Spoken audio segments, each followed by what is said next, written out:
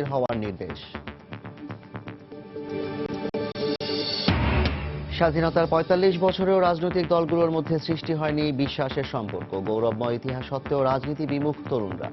অনুসরণীয় নেতৃত্বের তাগিদ বিশ্লেষকদের। প্রশাসন ও সুগার মিল কর্তৃপক্ষের ব্যর্থতার কারণেই গাইবান্ধায় সাঁওতালদের অধিগ্রহণ করা জমি নিয়ে বিপাকে সরকার। মূল হোতাদের আইনের আওতায় আনার দাবি। টেলিভিশন মিডিয়াকে শিল্প হিসেবে ঘোষণার উদ্যোগ নেবে সরকার, জানালেন বাণিজ্য ও তথ্যমন্ত্রী। বিদেশে বিজ্ঞাপন পাচার বন্ধে নজরদারি বাড়ানোর দাবি টিভি মালিকদের। এবং নতুন একটি হ্যামার যোগ হলেই আরও গতি আসবে পদ্মা সেতু নির্মাণ কাজে, আশা সংশ্লিষ্টদের।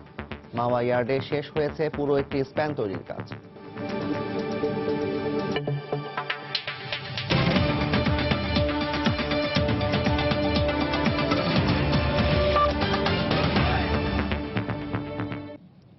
প্রবাসের সময়ের সঙ্গে আছি আমি জাফর সাদিক।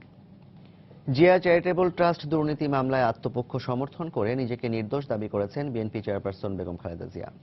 বৃহস্পতিবার সাক্ষীদের অভিযোগের বিপরীতে দেয়া আংশিক জবানবন্দিতে তিনি এ দাবি করেন।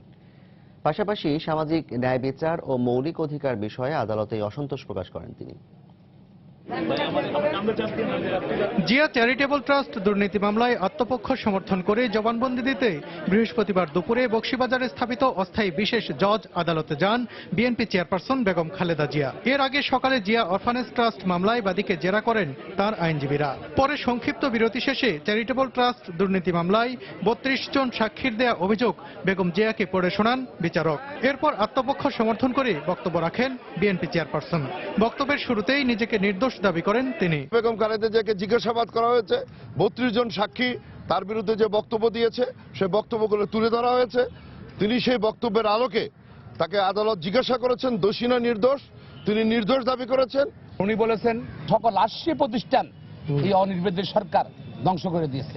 বেগম খালেদা আরো বলেছেন আজকে সরকার অনির্বাচিত সরকার ক্ষমতায় থাকার জন্য মানুষকে দমন করছে, সারা বাংলাদেশকে মিথ্যা মামলা দিয়ে একটা বিশাল কারাগার বানিয়ে ফেলছে। আত্মপক্ষ সমর্থন করে বক্তব্য রাখার আগে সাক্ষীদের শপথ করানোর প্রক্রিয়া নিয়ে প্রশ্ন তোলেন বেগম জিয়ার আইনজীবীরা। এ নিয়ে ঘণ্টাখানেক যুক্তিতর্ক উপস্থাপন করে উভয় পক্ষ। যদি মামলা চালাতে হয় নতুন করে শপথ দিতে হবে সাক্ষ্য আইন অনুযায়ী, আইনে যা বলা আছে, এবং তার সৃষ্টিকর্তা বা গড যেটাই বলেন তার সৃষ্টি তার বা আল্লাহ তাআলার নাম শপথ করে সাক্ষী দিতে হবে। আদেশের এগেনস্টে উচ্চ আদালতে যাব। ফৌজদারি কার্যবিধি এবং এভিডেন্স অ্যাক্টে যে বিধান আছে সেই বিধান মোতাবেক সাক্ষ্য নিয়েছি। সুতরাং এই সমস্ত কথা বলে মামলাকে দীর্ঘায়িত করার, সময় ক্ষেপণ করার কোনো মানে হয় না। তাদের আবেদন নামঞ্জুর করেছেন এবং তারা উচ্চতর আদালতে তো সবসময় দরখাস্ত রেডি করেই রাখেন। আগামী ৮ই ডিসেম্বর আদালত নির্ধারিত পরবর্তী তারিখে আবারও আত্মপক্ষ সমর্থন করে বক্তব্য রাখবেন বেগম খালেদা জিয়া। বেগম জিয়ার হাজিরাকে কেন্দ্র করে আদালত চত্বর ও আশপাশের এলাকায় জোরদার করা হয় নিরাপত্তা ব্যবস্থা। সালাউদ্দিন সুমন, সময় সংবাদ, ঢাকা। স্বাধীনতার ৪৫ বছরেও বাংলাদেশের রাজনৈতিক দলগুলোর মধ্যে সৃষ্টি হয়নি বিশ্বাসের সম্পর্ক। আর এ কারণেই নানা চড়াই উতরাই পেরিয়েও দেশে এখনো প্রতিষ্ঠিত হয়নি টেকসই গণতন্ত্র। উল্টো তরুণদের মাঝে দেখা দিয়েছে রাজনীতি বিমুখতা। বিশ্লেষকরা এ সংকট উত্তরণে তরুণদের এগিয়ে আসার আহ্বান জানান। তরিকুল ইসলাম সৌরভের রিপোর্ট। ৫২ পেরিয়ে ৭১, শোষণ আর বঞ্চনার বিরুদ্ধে বাংলার মানুষের অবিরাম লড়াই। স্বাধীনতার পর সে লড়াই কখনো গণতন্ত্র প্রতিষ্ঠার, কখনো আবার স্বৈরশাসকের বিরুদ্ধে বর্ম হয়ে সামনে দাঁড়ানোর। বাংলাদেশের মানুষের রাজনৈতিক চেতনায় মুক্তি আর সংগ্রামের শপথ। দেখতে দেখতে পেরিয়েছে অনেকটা পথ। দেশের উন্নয়ন আর মানুষের মুক্তির প্রতিশ্রুতিতে ক্ষমতার পালাবদলও ঘটেছে নানা সময়। তবে গৌরবময় রাজনৈতিক চেতনার উত্তরসূরি হয়েও এখনকার তরুণরা রাজনৈতিক ভাবনা থেকে দূরেই থাকছে। বিভিন্ন সামাজিক মাধ্যমে এর সত্যতা মেলে। তরুণরা অবশ্য বলছেন অনুকরণীয় নেতৃত্ব তৈরি হয়নি বলেই এই শূন্যতা। আই হেট পলিটিক্স কথাটা একটা পলিটিক্যাল ওয়ার্ড। এই কথাটার ভিতরেই রাজনীতি মেশানো। কারণ আমার মনে হয় আমরা আসলে পলিটিক্সটা বুঝি না। এমন কোনো দৃষ্টান্ত নেই যেটা দেখে আমার মনে হতে পারে যে হ্যাঁ, সুস্থ স্বাভাবিক মানুষ স্বাভাবিকভাবে রাজনীতি করতে পারে। কেউ কেউ আবার রাজনৈতিক চেতনায় সমৃদ্ধ বাংলাদেশ গড়ার স্বপ্নের কথাও বলেছেন। দুর্বৃত্তায়ন বাড়ছে, দুর্নীতি বাড়ছে, তো দুর্নীতিগ্রস্ত রাজনীতি পছন্দ করার কোনো কারণ থাকতে পারে না। সব সময় যে রাজনীতির খারাপ দিকটাই যে দেখা উচিত তা না, এটার ভালো দিকও অনেক আছে। একটি সর্বাঙ্গ সুন্দর বাংলাদেশ যেখানে রাষ্ট্রীয় সকল সুযোগ সুবিধা পৌঁছে যাবে সর্বজনের কাছে, থাকবে না অসাম্য, প্রতিষ্ঠিত হবে ন্যায় বিচারের, অর্থনৈতিক মুক্তি ঘটবে সকল নাগরিকের। তবে সকল কিছুই প্রতিষ্ঠিত হতে পারে যদি রাজনৈতিক সুপ্রত্যয় থাকে। বিশেষজ্ঞরা বলছেন কথামালা নেতৃত্বের কারণেই তরুণরা রাজনীতির প্রতি আকৃষ্ট হচ্ছে না। তরুণ প্রজন্মকে রাজনীতির দিকে আকৃষ্ট করতে হলে তাদের সামনে অনুকরণীয় অনুসরণীয় নেতৃত্ব থাকতে হবে, কিন্তু সেই অনুকরণীয় অনুসরণীয় নেতৃত্বের যথেষ্ট অভাব বাংলাদেশে। তরুণ প্রজন্মকে সঠিক রাজনীতিটা তাদের কাছে দেওয়া, মুক্তিযুদ্ধের চেতনাকে তাদের ধারণ করতে সাহায্য করা এবং সঠিক নির্দেশনা দিয়ে তাদেরকে উন্নয়নের ক্ষেত্রে তাদেরকে কাজে লাগানো। বাংলাদেশের রাজনীতির নানা সংকটের কথা উল্লেখ করে বিশেষজ্ঞরা তরুণ নেতৃত্বের উপর আস্থা রাখার পরামর্শ দিয়েছেন। ভালো মানুষের রাজনীতি না হলে বাংলাদেশ ৭১ পূর্ব রাজনীতি ফিরে পাবে না। গুণগত পরিবর্তন আনতে ৭২-এর সংবিধানের ৪ মূলনীতিতে ফিরে যাবার কথা বলছেন বিশ্লেষকরা। তরিকুল ইসলাম সৌরভ, সময় সংবাদ, ঢাকা। রংপুর সুগার মিল কর্তৃপক্ষ ও গাইবান্ধার প্রশাসন দাবি করছে সরকারের অধিগ্রহণ করা জমি দখল করে সাঁওতালরা বসতি গড়ে তোলে। সংশ্লিষ্টরা বলছেন রাতারাতি বা একদিনে সেখানে বসতি গড়ে ওঠেনি, কয়েক বছরের প্রচেষ্টায় সাঁওতালদের সংগঠিত করে একটি গোষ্ঠী। তারা বলছেন মিল কর্তৃপক্ষ ও প্রশাসন আগেভাগেই ব্যবস্থা নিলে সরকারকে উদ্ভূত পরিস্থিতির মুখোমুখি হতে হতো না। এমন ঘটনায় জড়িত মূল হোতাদের আইনের আওতায় আনার দাবি সচেতন মহলের। ওবায়দুল ইসলামের ক্যামেরায় গাইবান্ধা থেকে আরো জানাচ্ছেন হেদায়েতুল ইসলাম বাবু। গাইবান্ধার একমাত্র ভারী শিল্প গোবিন্দগঞ্জের মহিমাগঞ্জে অবস্থিত রংপুর সুগার মিল। শ্রমিক, কর্মচারী ও আখ চাষীদের পাশাপাশি ৬০-এর দশকের শুরুতে প্রতিষ্ঠিত এই মিলটির সাথে যুক্ত হয় লক্ষাধিক মানুষের জীবন জীবিকা। সরকারের পক্ষ থেকে ২০০৪ সালে লে অফ ঘোষণা করা হলে মিলটি বন্ধ হয়ে যায়। এরপর গাইবান্ধাবাসীর আন্দোলনের মুখে ২ বছরের মাথায় আবারও মিলটি চালু হয়। স্থানীয় এলাকাবাসী ও সাঁওতালরা জানান, বাপদাদার সম্পত্তি ফিরিয়ে দেওয়ার প্রতিশ্রুতি দিয়ে গোবিন্দগঞ্জ উপজেলা ছাত্রলীগের তৎকালীন সভাপতি শাকিল আহমেদ বুলবুলকে সভাপতি করে এবং শাহজাহান আলীকে সাধারণ সম্পাদক করে ২০১৪ সালে গঠন করা হয় সাহেবগঞ্জ ভূমি উদ্ধার সংগ্রাম কমিটি। বুলবুল সভাপতির পদ থেকে সরে দাঁড়ানোর পর সংগ্রাম কমিটির সাধারণ সম্পাদক শাহজাহান আলীর নেতৃত্বে ১ জুলাই মিলের জমিতে বসতি গড়ে তোলে সাঁওতালরা। কাগজপত্র সংগ্রহ সহ নানা খরচের অজুহাতে সাধারণ মানুষের কাছ থেকে টাকা নেয়ারও রয়েছে অভিযোগ। জমি আবাদ করছিলাম, ধান গাড়ছিলাম, এর জন্য কিছু টাকা পয়সা আমরা কিছু কিছু করে সঞ্চয় দিছি। শাহজাহানি এই সমস্ত কাগজপত্র সংগ্রহ করছে। বহু কষ্টে লাভের উপর টাকা নেয় ১০,০০০ টাকা দিয়েছে আমি সাধারণকে দিয়েছি। এমন পরিস্থিতিতে মিল কর্তৃপক্ষ এবং স্থানীয় প্রশাসনের অবহেলাকে দুষছেন মিলটির শ্রমিক কর্মচারীরা। আগের এমডি যদি তৎপরতা নিল হনে তাহলে তো এতখানি সাধারণ আসে বাড়িঘর করতে পারতো না, তাই দায়ী ছিল বলে এই দশা হয়েছে। ওসি, ডিসি, এসপি মহোদয় সবার কাছেই আমরা ধর্ণা দিছি, কিন্তু কেউই আমাদের গ্রহণযোগ্য দেয়নি। আজকে এই উদ্বুদ্ধ পরিস্থিতির জন্য আমি অবশ্যই আমি এই প্রশাসনকেই দায়ী করব। মিলটির ব্যবস্থাপনা পরিচালক ও জেলা প্রশাসকের দাবি, প্রথম থেকেই তারা ব্যবস্থা নেয়ার চেষ্টা করেছেন। পূর্ববর্তী যারা ব্যবস্থাপনা পরিচালক ছিলেন তারা গাফিলতি আমি বলবো না, তারা তাদের মতোই কাজ করছেন। সুগার মিলে যে অস্থায়ী পুলিশ ক্যাম্প হয় সেখানে একাধিকবার হামলা হয়েছে, অস্ত্র লুণ্ঠনের মতো ঘটনা ঘটেছে। এই কারণে অবৈধ অনুপ্রবেশকারী অথবা সন্দেহভাজন অনেকের বিরুদ্ধে মামলা পর্যন্ত রয়েছে। গত ৬ নভেম্বর গোবিন্দগঞ্জ উপজেলার কাটামোড়ে সুগার মিলের লোকজন আখ কাটতে গেলে সাঁওতালদের সাথে পুলিশ ও মিলের শ্রমিক কর্মচারীদের মধ্যে সংঘর্ষ বাধে। এরপর বিকেলে পুলিশ ও প্রশাসনের উপস্থিতিতেই সাহেবগঞ্জ ইক্ষু খামারে গড়ে তোলা বসতি আগুন দিয়ে জ্বালিয়ে দেয়া হয়। ওই ঘটনায় ২ জন সাঁওতাল মারা যায় আর ৮ পুলিশ সদস্য তীরবিদ্ধ হওয়ার পাশাপাশি আহত হয় ৩০ জন। হেদায়েতুল ইসলাম বাবু, সময় সংবাদ, গাইবান্ধা। পার্বত্য চট্টগ্রাম শান্তি চুক্তি বাস্তবায়নে অগ্রগতি হলেও সরকারের নীতি নির্ধারকদের আরো আন্তরিক হওয়ার আহ্বান জানিয়েছেন বাংলাদেশ আদিবাসী ফোরামের সভাপতি সন্তু লারমা। বৃহস্পতিবার রাজধানীতে পার্বত্য চট্টগ্রাম শান্তি চুক্তি নিয়ে এক গোল টেবিল বৈঠকে কথা বলেন তিনি। বৈঠকে ভূমি কমিশন আইনের সংশোধনকে ইতিবাচক উল্লেখ করে চুক্তি বাস্তবায়ন কমিটিকে সহায়তা দেওয়ার পরামর্শ দেন বক্তারা। বৃহস্পতিবার সকালে রাজধানীর ডেইলি স্টার ভবনে পার্বত্য চট্টগ্রাম চুক্তির ১৯ বছর স্থানীয় জনগণের ভূমি অধিকার ও বাস্তবতা শীর্ষক গোলটেবিল বৈঠকে ভূমি কমিশন আইন সংশোধনকে ইতিবাচক হিসেবে উল্লেখ করা হয়। তবে সমস্যা সমাধানে শান্তি চুক্তি বাস্তবায়ন কমিটিকে সহায়তার জন্য একটি টেকনিক্যাল সাপোর্ট টিম গঠনের আহ্বান জানান ঢাকা বিশ্ববিদ্যালয়ের অধ্যাপক মেজবা কামাল। সরকারের এবং সরকারের বাইরের যারা এক্সপার্ট আছেন তাদেরকে নিয়ে একটা কার্যকর একটা টেকনিক্যাল টিম দরকার, যারা আসলে এই চুক্তি বাস্তবায়ন কমিটিকে সহায়তা করতে পারে। এদিকে শান্তি প্রতিষ্ঠায় পার্বত্য চট্টগ্রাম আঞ্চলিক পরিষদকে বাজেট, লোকবল সহ নানা দিক থেকে শক্তিশালী করার পাশাপাশি সংশোধিত ভূমি কমিশন আইন দ্রুত বাস্তবায়নের জোর তাগিদ দেন বক্তারা। তবে সরকারের নীতি নির্ধারণী পর্যায়ের একটি বিশেষ মহল চুক্তি বাস্তবায়নে আগ্রহী নয় বলে অভিযোগ করেন আদিবাসী ফোরামের সভাপতি সন্তু লারমা। আমি বলবো যে সরকারের মধ্যে এখানে অগণতান্ত্রিক মূল্যবোধ আছে, সাম্প্রদায়িকতা আছে, এখানে জাতীয়াভিমান আছে, এখানে আছে আরো জনবিরোধী অনেক কিছু দৃষ্টিভঙ্গি, যেগুলো কারণে আজকে পার্বত্য চট্টগ্রাম চুক্তি বাস্তবায়িত হতে পারছে না। স্থানীয় অধিবাসীদের ভূমি অধিকার নিশ্চিতকরণের লক্ষ্যে সেটেলার বাঙালিদের পার্বত্য চট্টগ্রামের বাইরে সম্মানজনক পুনর্বাসন করার আহ্বান জানানো হয় গোলটেবিল বৈঠক থেকে। মুজাহিদ শুভ, সময় সংবাদ, ঢাকা। প্রবাসের সময় আরো থাকছে, অ্যাপস ভিত্তিক ট্যাক্সি সেবা উবার বন্ধ চান না সড়ক পরিবহন ও সেতু মন্ত্রী, আইন মেনে কার্যক্রম চালু রাখার নির্দেশ।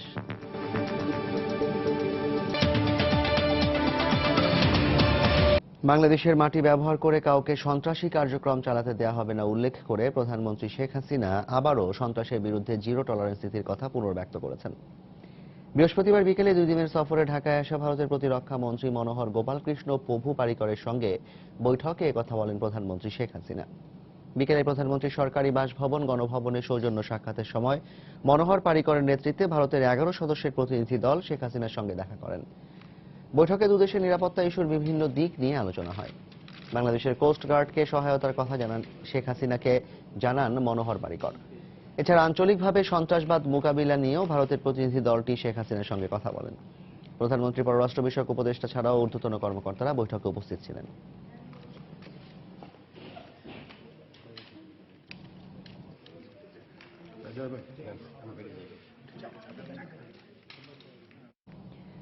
লুইয়াই কানের করা জাতীয় সংসদ কমপ্লেক্সের মূল নকশার অনুলিপি যুক্তরাষ্ট্রের পেনসিলভেনিয়া থেকে দেশে আনা হয়েছে।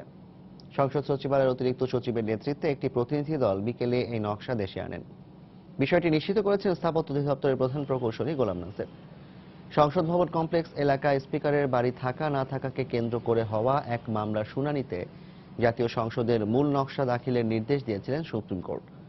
এছাড়া মূল নকশা জিয়াউর রহমানের কবর ছিল না বলেও দাবি করে আসছে গণপূর্ত মন্ত্রণালয়।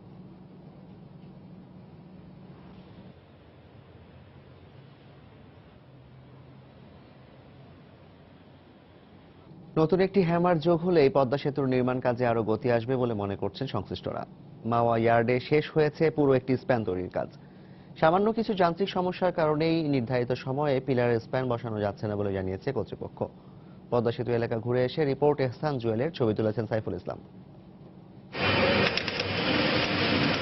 মাওয়া ইয়ার্ডে এই বিশাল কর্মযজ্ঞই বলে দিচ্ছে এখানে তৈরি হচ্ছে পদ্মা সেতুর পিলার, সুপারস্ট্রাকচার ও সাবস্ট্রাকচার, যেগুলো পরে মাঝ নদীতে নিয়ে ব্যবহার করা হবে মূল সেতুর নির্মাণ কাজে। গত আগস্ট মাসে চীন থেকে জাহাজে করে আনা ছোট ছোট 129টি টুকরো স্প্যানকে জোড়া লাগিয়ে এর মধ্যে তৈরি করে ফেলা হয়েছে পদ্মা সেতুর প্রথম স্প্যান, যা দুটি পিলারের মধ্যে বসিয়ে তৈরি করা হবে সংযোগ। আর গার্ডার সহ দ্বিতল সুপারস্ট্রাকচার বসিয়ে দেওয়া হলে এর নিচ দিয়ে চলবে ট্রেন ও উপর দিয়ে অন্য যানবাহন। পদ্মা সেতুর দুটি পিলারের মধ্যে সংযোগ তৈরির জন্য নিজেদের ইয়ার্ডে প্রথমবারের মতো তৈরি করা হয়েছে এই স্প্যানটি। পরবর্তীতে শক্তিশালী ক্রেনের মাধ্যমে এটিকে নিয়ে যাওয়া হবে মাঝ নদীতে আর বসিয়ে দেওয়া হবে এই মাওয়া প্রান্তের 6 ও 7 নম্বর পিলারের মধ্যে। আর এরপর জাজিরা প্রান্তের 37 ও 38 নম্বর পিলারের মধ্যে বসানো হবে আরও একটি স্প্যান। এর ফলে আগামী 2-1 মাসের মধ্যেই পদ্মা নদীর দুই প্রান্তে দৃশ্যমান হয়ে উঠবে দুটি স্প্যান। স্প্যান বসানোর জন্য তাই দিনরাত কাজ চলছে নদীর জাজিরা প্রান্তে। এর মধ্যেই 37 ও 38 নম্বর পিলার দুটির পুরো নির্মাণ কাজ শেষের দিকে। ক্রমান্বয়ে শুকনো মৌসুমের সুবিধা কাজে লাগিয়ে মাওয়া প্রান্তে বাড়ানো হবে কাজের গতি। আমাদের যে 1,29,000 টন স্টিল লাগবে পাইল প্রোডাকশনে, তার 1,26,000 টন অলরেডি সাইটে চলে আসছে। তার মানে এই প্লেট থেকে 30,000 মিটার পাইল তৈরি হবে, তার 18,000 মিটার পাইল অলরেডি কমপ্লিট হয়ে গেছে। আগে জার্মানি থেকে 2,400 কিলোজুল ক্ষমতা সম্পন্ন দুটি হাইড্রোলিক হ্যামার আনা হলেও এর মধ্যে একটি হ্যামারে ত্রুটি দেখা দেয়ায় পিলার নির্মাণের কাজে দেরি হচ্ছে। তাই ডেনমার্ক থেকে এবার 2,000 কিলোজুলের আরও একটি নতুন হ্যামার আনার পরিকল্পনা করা হচ্ছে। বিশ্বের যে সবচাইতে হেভি হ্যামার নিয়ে আসছিল সেটা ট্রাবল দেখা দেয়, পরে আরেকটা হ্যামার নিয়ে আসছে, ওরা আরেকটা হ্যামার নিয়ে আসার চেষ্টা করতেছে, পিছায় যেটুকু পড়ছে এটুকু কাভার করা আর কি। স্পেনগুলো ইয়ার্ড থেকে নদীতে নিয়ে যেতে গত সপ্তাহে মাওয়া এসে পৌঁছেছে 3,600 মেট্রিক টন ক্ষমতার নতুন একটি ক্রেন। সংশ্লিষ্টরা জানিয়েছেন এখন পর্যন্ত মূল সেতুর কাজ 38 ভাগ শেষ হওয়ার কথা থাকলেও শেষ হয়েছে 35 ভাগ। এহসান জুয়েল, সময় সংবাদ, মুন্সিগঞ্জ। টেলিভিশন মিডিয়াকে শিল্প হিসেবে ঘোষণা দিতে সরকার উদ্যোগ নেবে বলে প্রতিশ্রুতি দিয়েছেন বাণিজ্য মন্ত্রী তোফায়েল আহমেদ ও তথ্যমন্ত্রী হাসানুল হক আইনু। বৃহস্পতিবার সন্ধ্যায় রাজধানীর গুলশানে এক হোটেলে মিডিয়া ইউনিটের সংহতি সমাবেশে যোগ দিয়ে তারা এ প্রতিশ্রুতি দেন। বিদেশে বিজ্ঞাপন পাচার বন্ধে সরকারের নজরদারি দাবি করেন টিভি মালিকরা। অনুষ্ঠানে প্রধানমন্ত্রীর তথ্য বিষয়ক উপদেষ্টা ইকবাল সোবহান চৌধুরী, বেসরকারি বিনিয়োগ বিষয়ক উপদেষ্টা সালমান এফ রহমান সহ প্রায় সব বেসরকারি টেলিভিশনের মালিকরা উপস্থিত ছিলেন। যে আইনে এটা অ্যালাউড, ওখানে আমার কর্মকর্তাদের নিয়ে বসেছি এবং তাদের করার সাধ্য মতন চেষ্টা করব। এটাই শেখ হাসিনার বর্তমানে জঙ্গিবাদ বিরোধী সংগ্রামে ভারতীয় চ্যানেলের এখানে তাদের আগ্রাসনে আমাদের চ্যানেলগুলো দুর্বল হয়ে যাচ্ছে। তার কারণ এখানে ক্যাবেল অপারেটরদের সাথে আমরা পেরে উঠছি না। মাননীয় বাণিজ্য মন্ত্রী, মাননীয় তথ্যমন্ত্রী পাবলিকলি বলেছেন যে বাংলাদেশি চ্যানেলদেরকে again according to sanction from the তথ্য মন্ত্রণালয় ওইভাবে সিরিয়াল দিয়ে তাদেরকে চালাইতে হবে, কিন্তু আজ পর্যন্ত সেটা কার্যকর হচ্ছে না। We should be treated like an industry. আমাদেরকে শিল্পে মানে দিস মাস্ট বি ফার্স্ট, আমাদেরকে শিল্প নাম্বার 1। নাম্বার 2, আমাদের যে ডোমেস্টিক ট্যালেন্টটা আছে, এই যে ডোমেস্টিক ট্যালেন্টটা আমাদের, এটাকে আমরা কিভাবে উই ক্যান ইউটিলাইজ ফার্দার। দেশজ সংস্কৃতি বিকাশ, প্রসার ও রক্ষার জন্য বলিষ্ঠ ভূমিকা রাখছেন। বর্তমানে জঙ্গিবাদ বিরোধী সংগ্রামে, সাম্প্রদায়িকতা বিরোধী সংগ্রামে, যুদ্ধ অপরাধীদের বিচারের সংগ্রামে আপনারা ঐতিহাসিক ভূমিকা রেখেছেন। সেই জন্যে আপনাদের রুটি রুজির বিষয়টা আমরা দেখব। 400 কোটি টাকার বিজ্ঞাপন চলে যাবে এবং তাও সঠিক পথে নয়, এটা হতে পারে না। আমাদের একটা চ্যানেল যদি ওখানে দেখাতে হয় 5 কোটি রুপিস দিতে হয়, কিন্তু এখানে বোধহয় 1.5 লাখ টাকা, খুবই সস্তা। এটা হতে পারে না, এটা অবাস্তব, এটা কখন হতে, এটা সামনে। প্রবাসের সময় আরো থাকছে, মিথ্যা ফিক্সিং এর অভিযোগ তোলায় জুপিটারের বিরুদ্ধে মানহানির মামলা করবে রংপুর। সন্দেহজনক বোলিং অ্যাকশনের কারণে রিভিউ কমিটির মুখোমুখি হতে হবে আরাফাতকে।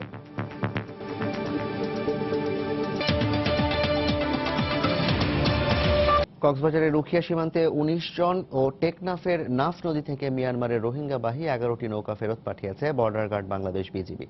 বৃহস্পতিবার ভোর থেকে সকাল 10টা পর্যন্ত নাফ নদীর 4টি পয়েন্ট দিয়ে অনুপ্রবেশের সময় নৌকাগুলোকে ফেরত পাঠানো হয়। বিজিবি জানায় 11টি নৌকার প্রতিটিতে 12 থেকে 15 জন করে রোহিঙ্গা ছিল। পাশাপাশি অনুপ্রবেশের সময় উখিয়া সীমান্তের বিভিন্ন পয়েন্ট থেকে ফেরত পাঠানো হয় আরও 19 রোহিঙ্গাকে। গত এক সপ্তাহে নাফ নদীর বিভিন্ন পয়েন্ট দিয়ে রোহিঙ্গাবাহী 60টি নৌকা এবং উখিয়া সীমান্ত দিয়ে 2 শতাধিক রোহিঙ্গাকে ফেরত পাঠিয়েছে বিজিবি।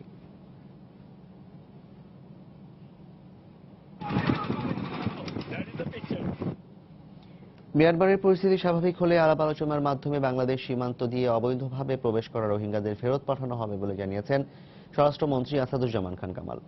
বৃহস্পতিবার সকালে রাজধানীর মিরপুরে ফায়ার সার্ভিস ও সিভিল ডিফেন্সের সনদ প্রদান অনুষ্ঠানে তিনি একথা বলেন। আমাদের বিজিবি, আমাদের কোস্টগার্ড, আমাদের বর্ডার অঞ্চলে তারা সক্রিয় আছে। যারা ঢুকে পড়েছেন তাদের মানবিক সহযোগিতা, মানবিক সাহায্য যেটা প্রয়োজন সেটা আমরা করছি এবং তাদেরকে আমাদের পার্শ্ববর্তী দেশ মায়ানমারের সঙ্গে আলাপ আলোচনার মাধ্যমে তাকে একটা সুবিধাজনক সময় তাদেরকে তাদের দেশে ফেরত নিয়ে যাওয়ার জন্য আমরা প্রচেষ্টা নেব। অ্যাপস ভিত্তিক ট্যাক্সি সেবা উবার বন্ধ না করে আইন মেনে কার্যক্রম চালুর নির্দেশ দিয়েছেন সড়ক পরিবহন ও সেতু মন্ত্রী ওবায়দুল কাদের। তিনি বলেন, সড়ক দুর্ঘটনা রোধে সংশ্লিষ্টদের মধ্যে যে অনিয়ম রয়েছে তাও দূর করতে হবে। বৃহস্পতিবার সকালে জাতীয় প্রেস ক্লাবে নিরাপদ সড়ক চাই সংগঠনের এক অনুষ্ঠানে একথা বলেন তিনি। উবার একটা সিস্টেম আজকে আসছে, নতুন প্রযুক্তি, এদেরকে নিরুৎসাহিত করা ঠিক হবে না, তাহলে আমাদের গণপরিবহনের সংকট হবে। আধুনিক প্রযুক্তিকে আমরা বলছি ডিজিটাল বাংলাদেশ, আবার ডিজিটালের নতুন প্রযুক্তি আসলে সেটাকে আমরা নিরুৎসাহিত করব, এটা তো দ্বিচারিতা। এই ব্যাপারে একটা সমাধান পাওয়া যাবে। অলরেডি বিআরটিআই এক দফা বৈঠক করেছে, সামনে আরো আলাপ আলোচনা করবে। এ ব্যাপারে একটা যৌক্তিক বাস্তবসম্মত সমাধান অবশ্যই হবে। বেশিরভাগ ক্ষেত্রেই অন্য ব্যবসার সঙ্গে ব্যাংকিং কার্যক্রম চালাতে গিয়ে গ্রাহকদের পাশাপাশি নিজেদের সুরক্ষাও নিশ্চিত করতে পারছে না মোবাইল ব্যাংকিং এজেন্টরা। এতে বাড়ছে নম্বর জালিয়াতি আর ভুয়া এসএমএস এর মাধ্যমে টাকা হাতিয়ে নেওয়ার ঘটনা।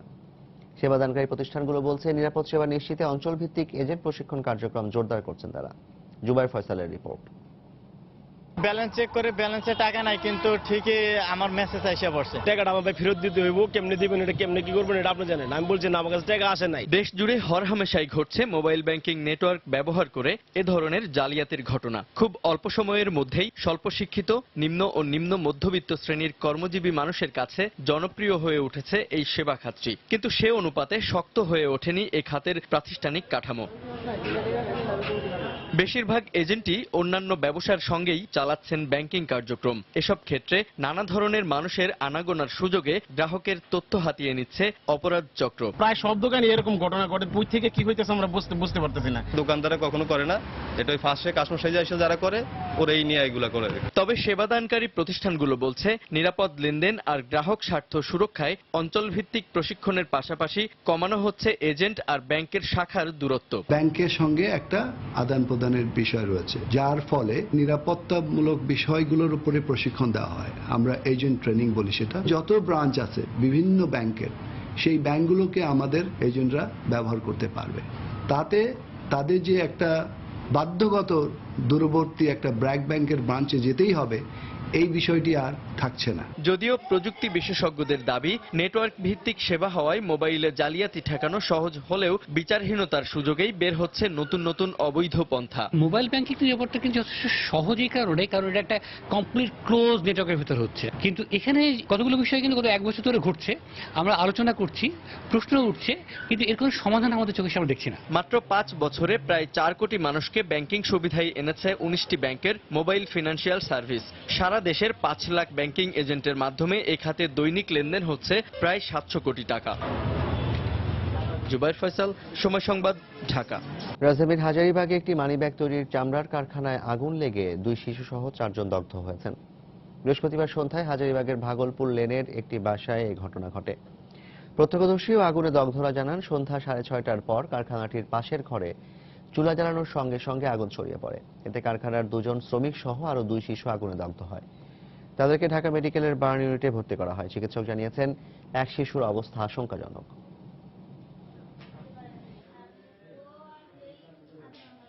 পাকঘরে পাক করতেছে, মনে হয় বাতাসের চুলায় আগুনে ওরা দরজার সামনে খেলতেছে, মনে হয় আগুনে এসে তারপর ওরা আগুন জ্বলে গেছে। তারপর আমরা বলতে পারি না, নিয়ে আমরা বাইরে হয়ে গেছি। কারখানার ভিতরে 4 জন কাজ করতেছে আর 2 জন এখানে খেলতেছে, তখন আগুন লেগে গেছে। আমরা বাড়ি গেছি দৌড়াদৌড়ি করে, এরপর আর কিছু করতে পারিনি। জুতা ফ্যাক্টরিতে আগুন লাগার পরে 3টা বাচ্চা এসছে এই পর্যন্ত। তো 3টা বাচ্চার মধ্যে একটা বাচ্চা যা হচ্ছে 61% বার্ন, সবচেয়ে বেশি, আর বাকি 2টো বাচ্চা হচ্ছে 14% এবং 15%। এবং এই 3টা বাচ্চারই ইনহেলেশন ইনজুরি আছে, যাকে আমরা বলি শ্বাসনালী পড়ে গেছে, এটা সাইন আছে। তারপর ওদেরকে আমরা অবজারভেশনে রেখেছি। ফলাফল কি হবে সেটা আমরা হয়তো 24 ঘন্টা গেলে বুঝতে পারবো যে আসলে কন্ডিশনটা কিরকম অবস্থায় আসছে। মৌসুমের শুরুতেই নাব্য সংকটে পড়েছে ভোলা থেকে ঢাকা, বরিশাল ও লক্ষ্মীপুরের নৌপথ। এসব নৌরুটের বিভিন্ন স্থানে ডুবোচরের কারণে ঝুঁকি নিয়ে চলাচলকারী লঞ্চ ও ফেরিগুলো নির্দিষ্ট সময় গন্তব্যে পৌঁছাতে পারছে না। এতে ভোগান্তি পোহাতে হচ্ছে যাত্রী ও পরিবহন শ্রমিকদের। নৌযান চলাচল স্বাভাবিক রাখার জন্য দ্রুত ড্রেজিং এর দাবি সংশ্লিষ্টদের। এ অবস্থায় পরিস্থিতির উন্নতির জন্য প্রয়োজনীয় ব্যবস্থা নেওয়ার কথা জানিয়েছেন নৌ পরিবহন মন্ত্রী। নাসিরউদ্দিন লিটনের তথ্য ও উৎপল দেবনাথের ছবি নিয়ে ডেস্ক রিপোর্ট। শীতের শুরুতেই মেঘনা ও তেঁতুলিয়া নদীর পানি কমে যাওয়ায় জেগে উঠেছে নদীর মাঝে ডুবোচর। বিশেষ করে ভোলার ভেদুরিয়া লঞ্চ ও ফেরিঘাট সংলগ্ন তেঁতুলিয়া নদীর প্রায় ৩ কিলোমিটার, মেহেন্দিগঞ্জের শ্রীপুরের ১ কিলোমিটার ও লক্ষ্মীপুরের মৌজি চৌধুরী ঘাটের রহমত আলী চ্যানেলের ১ কিলোমিটার ভাটার সময় সম্পূর্ণ শুকিয়ে যায়। এছাড়া কুয়াশার কারণে যাত্রীবাহী লঞ্চ ও ফেরিগুলো নদীর মধ্যে ঘন্টার পর ঘন্টা আটকে থাকছে। ফেরি চলাচল করছে জোয়ারের উপর নির্ভর করে, এতে সময় ও বিড়ম্বনা বেড়েছে। নদীর নৈবতা কমে যাওয়ায় আমাদের লঞ্চগুলা বেজে থাকে, 3 ঘন্টা 4 ঘন্টা বেজে থাকে। আমরা সময় মতো যাত্রীদেরকে পৌঁছাতে পারি না। অনেক সময় লঞ্চের পাখা ভেঙে যায়। এই চরে ধাকাইতে ধাকাইতে এই ভেদুরিয়া থেকে একেবারে বরিশাল পর্যন্ত এই ধাকাইতে ধাকাইতে যাইতে হয়। ডুবাচর থাকার কারণে লঞ্চে অনেক সময় লাগে, লঞ্চ বাইজা পরে পানি কম থাকে। এই ডুবাচরগুলো যদি কাজ না করা হয়, ড্রেজিং না করা হয়, তা আমাদের লঞ্চ চলাচলে অনেক কষ্ট হবে। নাব্য সংকটের কারণে ফেরি চলাচলের সমস্যার কথা জানিয়ে বিআইডব্লিউটিসির এই কর্মকর্তা শীঘ্রই ড্রেজিং এর দাবি জানিয়েছেন। জরুরি ভিত্তিতে এই সমস্ত স্থানগুলি ড্রেজিং করা দরকার। আমরা বিআইডব্লিউটি কর্তৃপক্ষকে এই চিঠি দিয়ে এবং মোবাইল ফোনের মাধ্যমে অনুরোধ করেছি। নাব্য সংকটের সমাধান হলে ফেরিগুলি ভালোভাবে চলাচল করবে এবং ট্রিপ সংখ্যা বাড়বে। তবে সম্প্রতি ভোলার ইলিশা ফেরিঘাট পরিদর্শনে এসে নৌ পরিবহন মন্ত্রী জানান, ড্রেজিং করে নৌ রুটগুলো সচল রাখতে সংশ্লিষ্ট দপ্তরকে নির্দেশনা দেওয়া হয়েছে। আমাদের বিআইডব্লিউটি এর চেয়ারম্যান আছে, আমাদের ইঞ্জিনিয়ার আছেন, কিভাবে এখানে ড্রেজিংটা হবে সেটা ওনারা ঠিক করবেন এবং তাদেরকে সেই নির্দেশনা দেওয়া হয়েছে। ভোলা থেকে প্রতিদিন ঢাকা বরিশাল রুটে অর্ধ শতাধিক ছোট বড় লঞ্চ ও 5টি ফেরি চলাচল করে। সময় সংবাদ, ভোলা। স্বাধীনতা বিরোধীরা এখনো সক্রিয় রয়েছেন এবং তারাই মুক্তিযুদ্ধের ইতিহাস বদলে সাম্প্রদায়িক সম্প্রীতি নষ্ট করার চেষ্টা করছে বলে অভিযোগ করেছেন খাদ্যমন্ত্রী অ্যাডভোকেট কামরুল ইসলাম। বৃহস্পতিবার সকালে রাজধানীর প্রেস ক্লাবে এক আলোচনা সভায় তিনি কথা বলেন। অনুষ্ঠানে নৌ পরিবহন মন্ত্রী শাহজাহান খান 1 ডিসেম্বরকে মুক্তিযোদ্ধা দিবস হিসেবে ঘোষণার দাবি জানান। যারা মুক্তিযুদ্ধের অর্জনগুলোকে পাল্টে দিতে চায় তারা কোনো অবস্থাতেই মুক্তিযোদ্ধা হতে পারে না।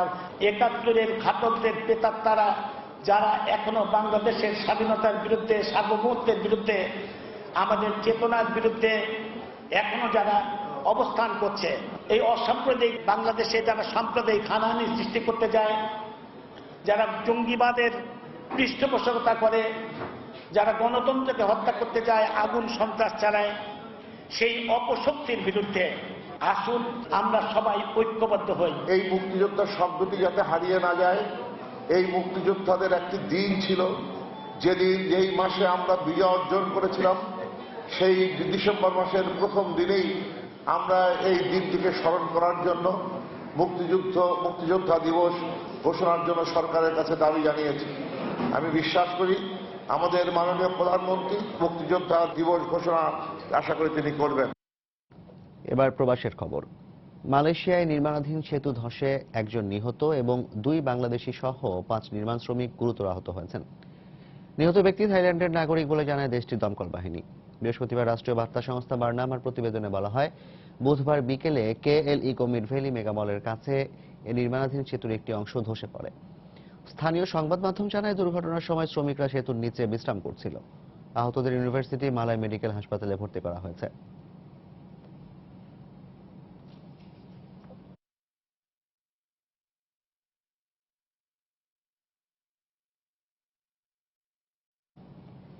কাতারে যাত্রা শুরু করেছে স্বাধীনতা ও মুক্তিযুদ্ধের সপক্ষের শক্তির এক ঝাঁক তরুণদের সংগঠন বাংলাদেশ ফ্রেন্ডস ক্লাব কাতার।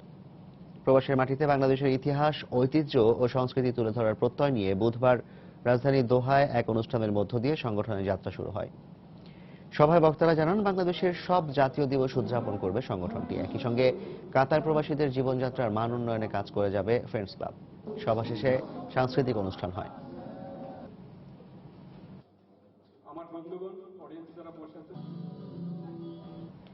সংযুক্ত আরব আমিরাতে ব্রাহ্মণবাড়িয়া আওয়ামী লীগের উদ্যোগে আলোচনা সভা হয়েছে।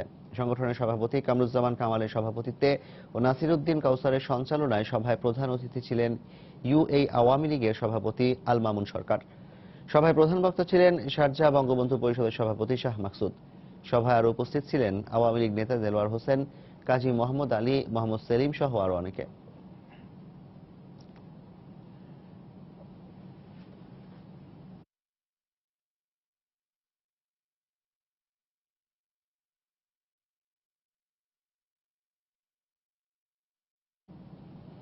জাতীয়তাবাদী যুবদল গ্রিস শাখার 38তম প্রতিষ্ঠাবার্ষিকী পালিত হয়েছে।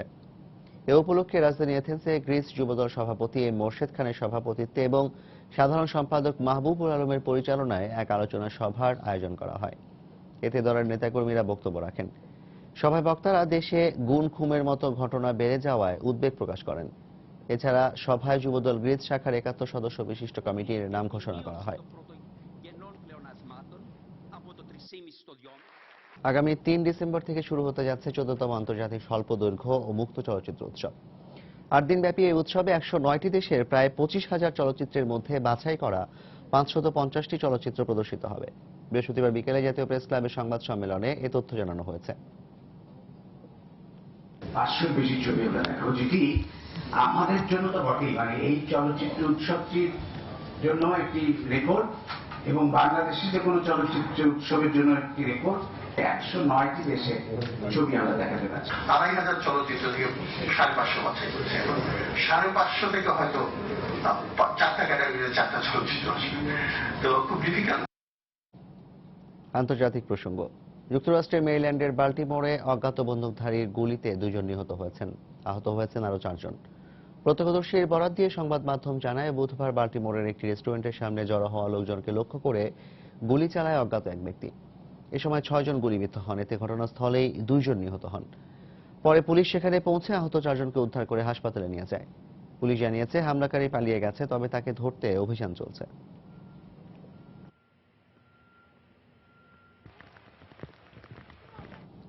থাইল্যান্ডের নতুন রাজা হিসেবে যুবরাজ ভাজিলারকর্ন দায়িত্ব গ্রহণ করেছেন। বৃহস্পতিবার দেশটির পার্লামেন্টের আমন্ত্রণে রাজসিংহাসনে বসতে সম্মত হন তিনি। রাজা ভূমিবল আদুলিয়াদের মৃত্যুর 50 দিন পর নতুন রাজার নাম ঘোষণা করা হলো। রাজা ভূমিবলের মৃত্যুর পর 1 বছরের শোক ঘোষণা করে থাই সরকার। নতুন রাজা হিসেবে সিংহাসনে বসার কথা থাকলেও ভাজিলারকর্ন তখনই দায়িত্ব না নিয়ে শোকে সামিল হবার কথা জানান। 1946 সাল থেকে থাইল্যান্ডের সিংহাসনে অধিষ্ঠিত ছিলেন ভূমিবল। তিনি ছিলেন দেশটির জনগণের হৃদয়ে ঐক্যের প্রতীক। ভূমিবলের পর যুবরাজ ভাজিলারকর্ন রাজবংশের 10ম রাজা হবেন।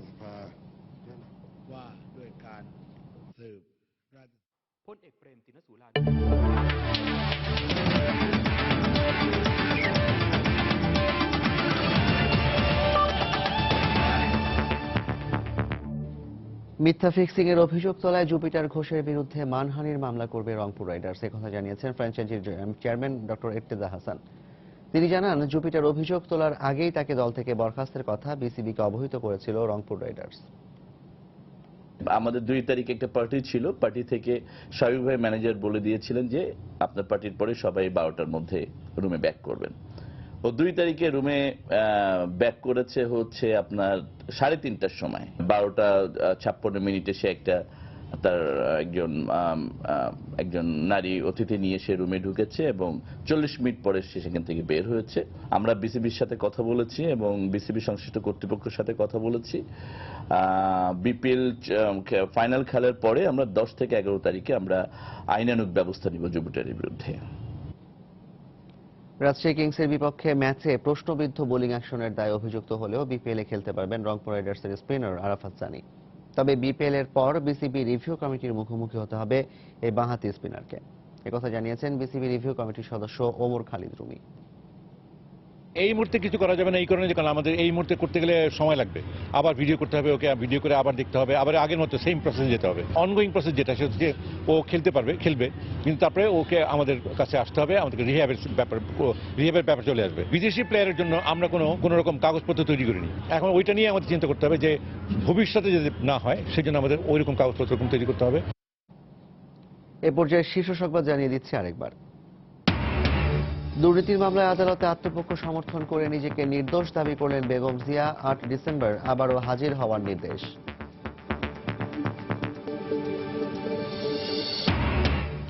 স্বাধীনতার 45 বছরেও রাজনৈতিক দলগুলোর মধ্যে সৃষ্টি হয়নি বিশ্বাসের সম্পর্ক। গৌরবময় ইতিহাস সত্ত্বেও রাজনীতি বিমুখ তরুণরা। অনুসরণীয় নেতৃত্বের তাগিদ বিশ্লেষকদের। প্রশাসন ও সুগার মিল কর্তৃপক্ষের ব্যর্থতার কারণেই গাইবান্ধায় সাঁওতালদের অধিগ্রহণ করা জমি নিয়ে বিপাকে সরকার। মূল হোতাদের আইনের আওতায় আনার দাবি। টেলিভিশন মিডিয়াকে শিল্প হিসেবে ঘোষণার উদ্যোগ নেবে সরকার, জানালেন বাণিজ্য ও তথ্যমন্ত্রী। বিদেশে বিজ্ঞাপন পাচার বন্ধে নজরদারি বাড়ানোর দাবি টিভি মালিকদের। এবং নতুন একটি হ্যামার যোগ হলেই আরও গতি আসবে পদ্মা সেতু নির্মাণ কাজে। আশা সংশ্লিষ্টদের, মাওয়া ইয়ার্ডে শেষ হয়েছে পুরো একটি স্প্যান তৈরির কাজ। এই ছিল প্রবাসী সময়। যে কোনো খবর পেতে ভিজিট করুন সময়.টিভি। যে কোনো বাংলা লিংক ও রবি নম্বর থেকে সময় সংবাদের খবর, অনুষ্ঠান সম্পর্কে জানতে এবং যে কোনো তথ্য সময় সংবাদকে জানাতে ডায়াল করুন 16242 নম্বরে। এছাড়া এইমাত্র পাওয়া খবর আপনার মোবাইলে পেতে SMS করুন *BN লিখে পাঠিয়ে দিন 16242 নম্বরে। আর সঙ্গে থাকুন সময়।